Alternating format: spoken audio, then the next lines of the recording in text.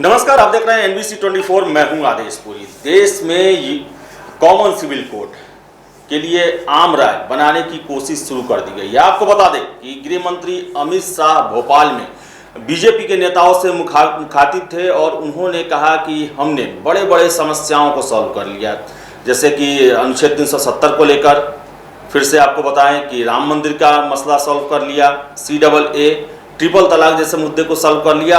अब जो है संविधान के अनुच्छेद 44 को लागू कराना है, यानी कि कॉमन सिविल कोड को देश में लागू करना है। यही अब बीजेपी का प्राइम एजेंडा बनने जा रहा है। आपको बता दें कि बिहार में जदयू के साथ इनका गठबंधन है और जदयू ने अभी तक वैसे जितने मामले हैं जिसे बीजेपी ने अपने मैनिफेस्टो में शुरू से रखा है उसके खिलाफ इन्होंने मुखालफत की है। हालांकि अलग बात है कि संसद में ये सपोर्ट नहीं करते तो विरोध भी नहीं करते हैं, वोटिंग से अलग हो जाते हैं, लेकिन खुद को धर्मनिरपेक्ष पार्टी का चेहरा दिखाते हैं जदयू वाले।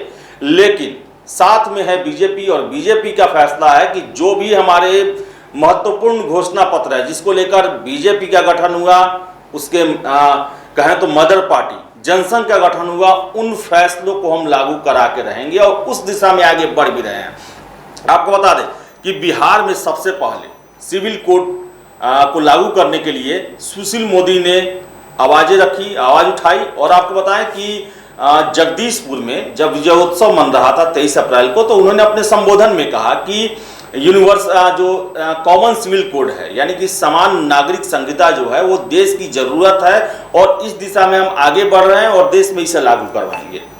आपको बता दें कि उनकी बातों को और गृह मंत्री का जो लक्ष्य है, बीजेपी का लक्ष्य जो है, उसे पूरा करने में बिहार के नेता भी अब कदम से कदम मिला के आगे बढ़ने लगे हैं। लेकिन प्रॉब्लम जदयू है कि जदयू इसे स्वीकार करेगी कि नहीं करेगी। आपको बताएं कि बिहार में मंत्री हैं जनक राम, उन्होंने कहा कि देश की जरूरत है और स्पष्ट सोच है इसके प्रति और आम राय बनी हुई है और इसके तहत देश में जो कॉमन सिविल कोड है इसे लागू करना है। उनसे जब पूछा गया कि क्या जदयू इस पर तैयार होगी, तो उन्होंने कहा कि शीर्ष नेता जो है बैठ के बात करेंगे। और वही आपको बताएं कि उन्होंने ये भी कहा कि जब देश के गृह मंत्री और सुशील मोदी इतने बड़े नेता हैं, जब वो कह रहे हैं कि देश की ज़रूरत है तो कुछ ना कुछ तो वो सोचे ही होंगे और देश के लिए ज़रूरी भी है। वही हरिभूषण ठाकुर बचौल ने भी ये कहा है कि जब भारत धर्मनिरपेक्ष राष्ट्र है तो फिर अलग अलग कानून क्यों, एक ही कानून क्यों नहीं होगा। और उन्होंने भी कहा कि कॉमन सिविल कोड जो है वो देश की ज़रूरत है। आपको बता दें कि इसके जवाब में जब उपेंद्र कुशवाहा से पूछा गया तो उन्होंने कहा कि सवाल ही पैदा नहीं होता है कि बिहार में समान सिविल संहिता लागू हो।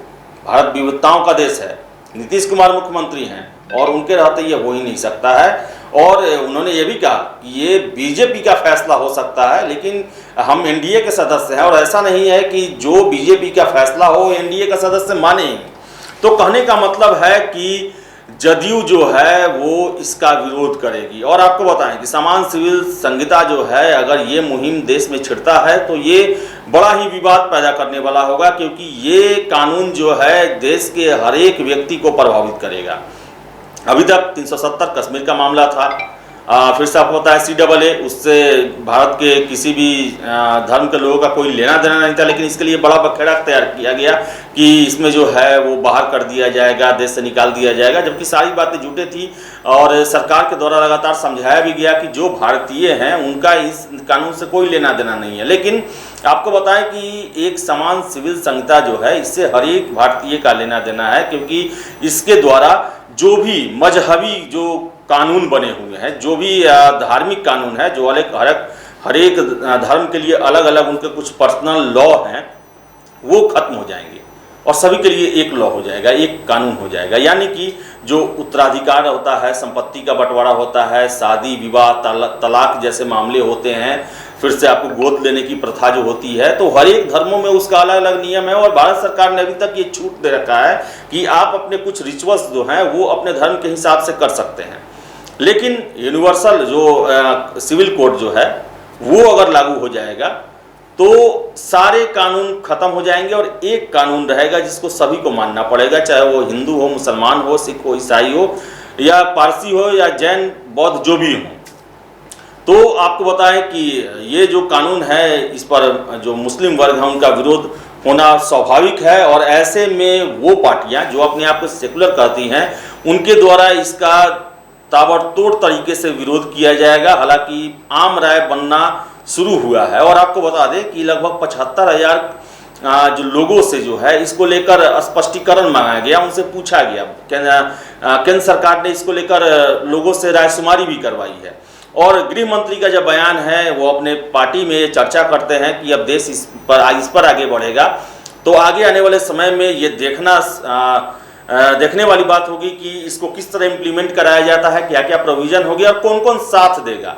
इस तरह भी बताएं आपको कि बिहार में जदयू और बीजेपी के संबंध अच्छे नहीं चल रहे हैं, और उस पर से अनुच्छेद 44 के नियमों को लागू करना, इसे जदयू कभी भी स्वीकार नहीं करेगी। लेकिन एक बात और बता दें आपको हम कि जदयू का जो स्टैंड जो रहा है वो कभी भी सत्ता में बने रहने का है। वो कभी भी कोई भी काम जो है ऐसा नहीं करते कि जिससे उनकी सत्ता चली जाए। तो ऐसे में ये देखा जा रहा है कि अगर नीतीश कुमार बीजेपी के साथ रहते हैं तो कोई बीच का रास्ता निकालेंगे कि न समर्थन करेंगे ना ही उसका विरोध करेंगे, लेकिन अगर गठबंधन रहता है तो उनका विरोध नहीं करेंगे। लेकिन अगर गठबंधन टूटता है तो नीतीश कुमार पुरजोर ढंग से विरोध करेंगे इसका। लेकिन अभी आपको बताएं कि पार्टी के द्वारा ये कहा जा रहा है कि सवाल ही पैदा नहीं होता है कि बिहार में ये लागू हो, और हो सकता है कि CAA की तरह बिहार के विधानसभा में भी एक प्रस्ताव पारित करवा दिया जाए कि बिहार में ये लागू नहीं होगा। लेकिन सबसे बड़ी बात, ये संघ सूची में आने वाले विषय हैं, नागरिकता या फिर ये अनुच्छेद का जो धारा 44 अनुच्छेद 44 जो है इसे लागू कराना।